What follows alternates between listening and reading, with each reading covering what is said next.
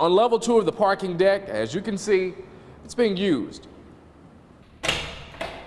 But once you go up the stairs, you see on parking level 3, as you can see, it's almost empty.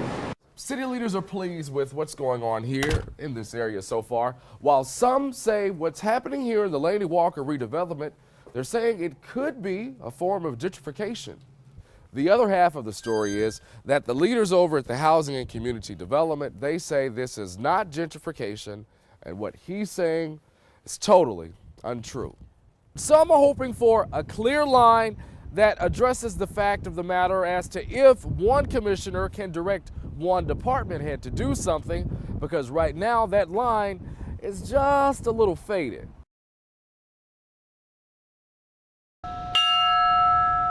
I responded to the towers. We were just going to do our job there. There was all victims.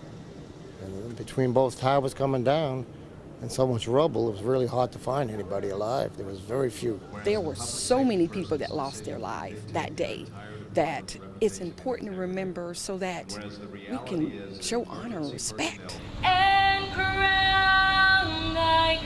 I don't want the people to forget this day.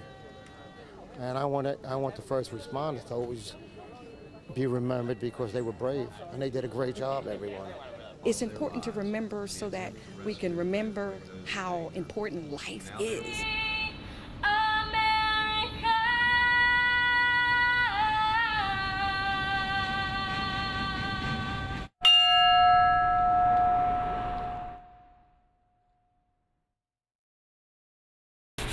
We got started about 8 o'clock this morning. Doing the chicken, we have about 12, 15 people. 1,000 pounds of chicken that we barbecue. We got turkey, smoked, fried, and baked. Trying to give a little hope to the people that have no hope. Everything good now? Giving back to the people that are less fortunate than we are. This is I think the 6th year that we have done this, and I have been out here ever since we've started. I got a little crew that I cook with on a regular basis. This is the Thanksgiving season, and we could only give thanks for what we have by sharing it with other people.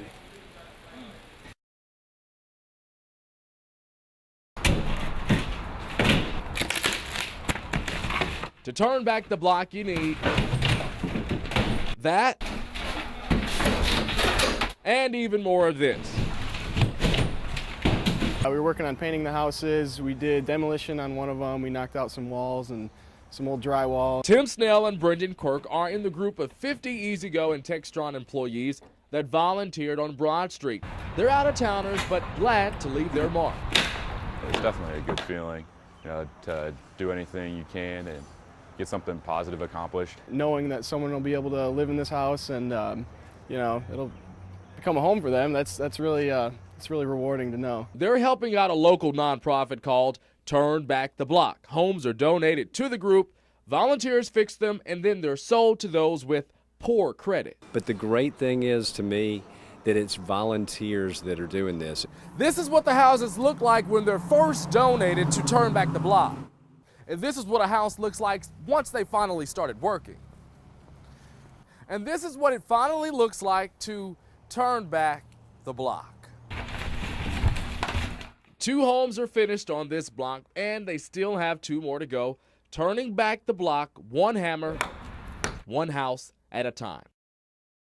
Crews are busy sweeping up floors, pulling up carpets, and picking up trash. The old Chamber of Commerce building that's been vacant for years and was full of mold and asbestos is finally getting a new life. We're creating a template, an example of what the rest of the district is going to look like. Well, a lot of things are changing in Augusta, and we're just excited. Augusta Regional Collaboration Director Matthew Quadnitz took us inside. He showed us where the jazz club, this will be the cafe, coffee shop, and art gallery will be once the renovations are complete. If leaders have their way, the old Chamber of Commerce building will be open around the clock, 18 hours a day, and they say it's good for downtown and the rest of Augusta. We're hopeful to get this in there and going and start having action before the end of the year.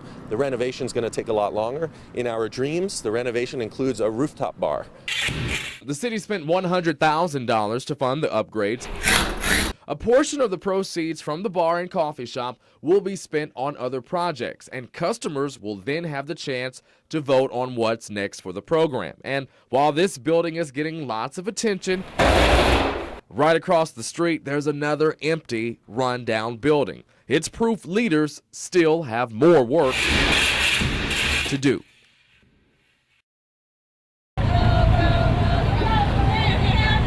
The crowds are gathering as the water flows. However, it looks like the show at the amphitheater will be a wet one.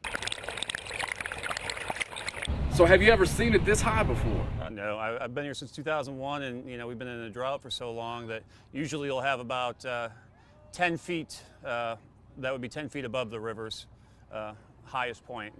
So this is really unusual. Augusta Rowing Club head coach Michael Kopp took us out on the Savannah River to show us just how rough the water is. This half-submerged park bench, floating limbs, and docks that are minutes away from floating away gave a waterproof picture. Things of beauty sometimes are a little frightening.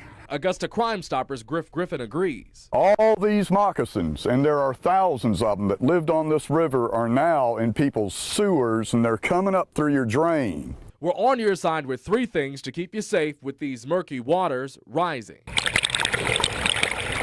First, Griffin says keep your kids and pets out the backyard if you have a sewer or drain coming off the Savannah River for the next few days. Thousands of snakes are being pushed into your backyard. Secondly, this much water will bring mosquitoes. Putting Centronella in your gas when you cut the yard will help stop some of the mosquitoes. Number 3 is, even if you think you're far off from where you think the flood's going to happen, it's coming up through your sewers on the lower levels of the city right now.